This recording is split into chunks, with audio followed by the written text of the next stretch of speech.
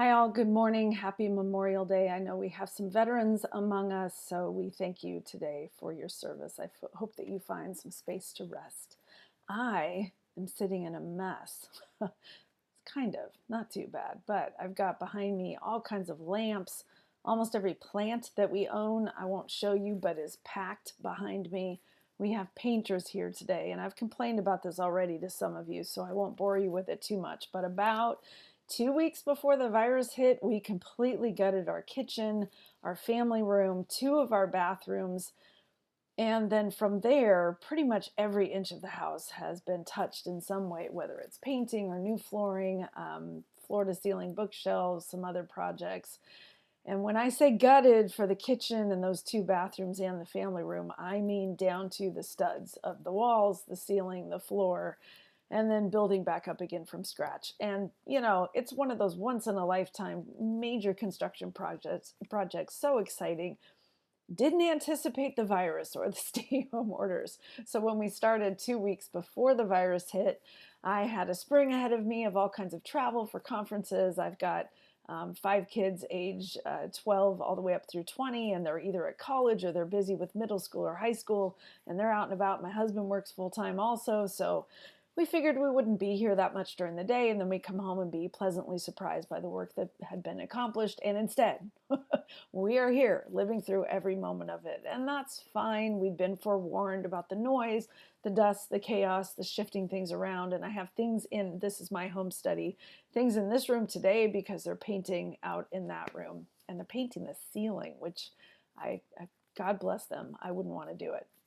Anyway, what has been interesting is watching the different levels of leadership in a project like this. And when I'm so intimate, and what I'm looking at right now are my screens, but then I have windows just beyond that look out on the driveway area. So I see the comings and goings. Mostly I'm working and I'm concentrating, but I can see what's happening.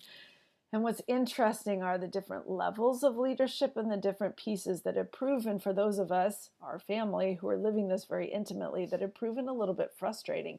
And it's not what we were warned. It's not necessarily the noise and the dust. And yes, that gets irritating. And I feel like I'm constantly vacuuming paper, which sounds crazy, but they put paper or plastic down to protect the floors that are in place. And when it's been 3 months, you can't just keep walking over it and ignoring it. So I'm out there vacuuming anyway.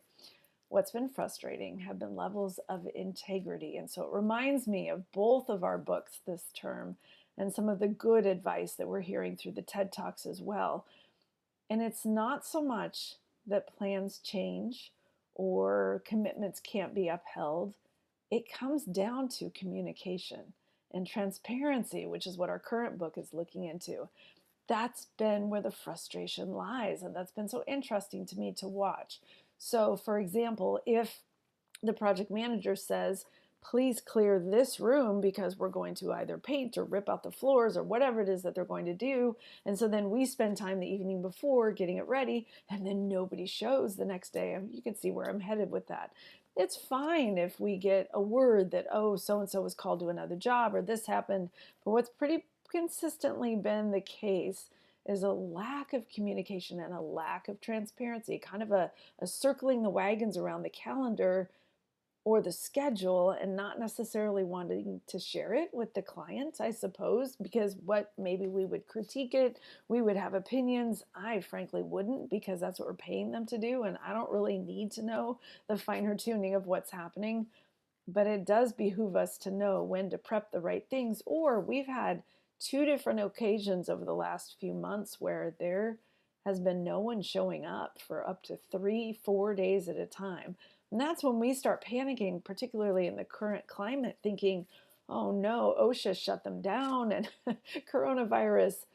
And that's not been the case. It's just been a lack of communication about some shifting of plans. So I'm just taking note for myself that it's not ultimately the impact of the job, the chaos of not having a kitchen, all of that. Yes, it's an annoyance, but that's not what sits more deeply. What sits more deeply is when you are told one thing and you come to expect it, and that's not what comes about. And that's been interesting, very interesting to watch. There's a moment in our current book by Bennis And I'm looking at mine, it's pages 33, 34, where he reminds us, it's the subheading right there is opacity begins at home. And there's a line where he says, the rules that we learn as family members teach us what we should pay attention to and how we should speak about what we notice.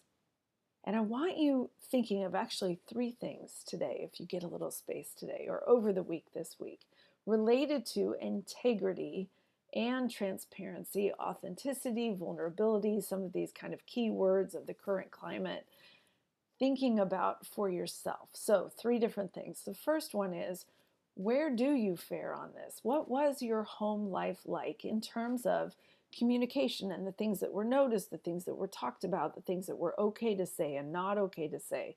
We tend to assume, even when we're older, that surely the way that I was raised, the way that I was taught to use language, and the way that I was taught that nonverbals should be reined back in or should be shared, that is what everybody learns, or certainly everybody who grew up. I grew up in Portland. Everybody who grows up in the region where I did, surely we all learned it the same. I married somebody from Louisiana, and that is not the case. And it's very healthy to realize that, not just on the most basic level, but on a deeper level, where you start to really pick into, why would that particular facial expression or response seem either offensive or comforting to me? What is it from way back when that taught me that? So the more that you can dig into that and recognize it's not a value call. This is not a counseling session. This is simply a matter of fact. This is what I learned, right or wrong. It's what I learned, and it's the way my brain is now wired. And if I want it to be different, I can make a change. Or if I just want to recognize it so that I understand why a certain person communicating in a certain way will impact me, that would be helpful. So, first, to dig into yourself and also to contemplate these ideas of integrity. Are you a person, and we talked about this last week, who, if you say you're going to do something, are you saying it to diffuse the situation and move on, or are you saying it because you fully intend to follow through on what you said? So, those can be very simple things that we can start with for ourselves. Now, a lot of people would end there, but this is a leadership course and we don't get to end there. So, number two, next layer, is to look at those in leadership over you or alongside you. And this doesn't necessarily have to be only in the professional world. This could be at your church. It could be maybe in your home or in your family structure, let's put it that way, in your neighborhood, in your community, your local government, your state government, federal government. There's so many different layers of leadership that we're all surrounded with. And where do you see people of integrity that you admire and would want to emulate how they lead? And where do you see people whose integrity you would question? And not just that it's an emotional response, but what specific things would you take issue with and call not of high integrity?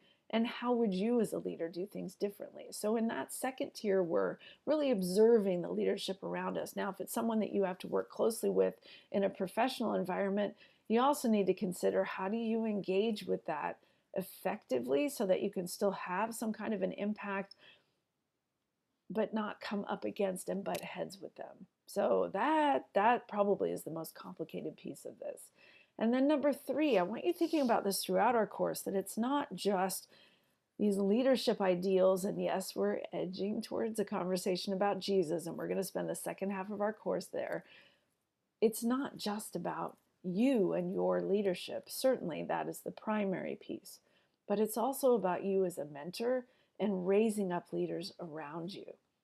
So in terms of integrity, transparency, vulnerability, authenticity, do you see people around you who would be willing to be or wanting to be mentored? And how, especially a lot of you in your workplaces are talking about teams that you're working with, how can you mentor someone else in these ideas that we're pondering in our course? You have to be careful when it's issues of integrity, because you certainly don't want to come at somebody saying, I noticed this thing, and then do this kind of a teaching top down, talking to them, because that's never effective. We've learned that already. That will bring their defenses up, and I sort of see it as a visual. If somebody starts to have the wall go up and then they can't hear me anymore, it doesn't matter what I'm saying at that point. So, how can you have these kinds of conversations? Lead by example, give encouragement in ways that will lead someone to a life of higher integrity, or a recognition that transparency will always bring more effective and creative work from those that you're working with. So remember the three levels: yourself, then looking at those above or alongside you who are leaders, and then just really critiquing and thinking about their integrity. And number three, whom can you mentor? Who can you take this to and help other people? How can you raise up other leaders around you? I look forward to hearing what you think of this next TED Talk. Blessings on your day and blessings on your week.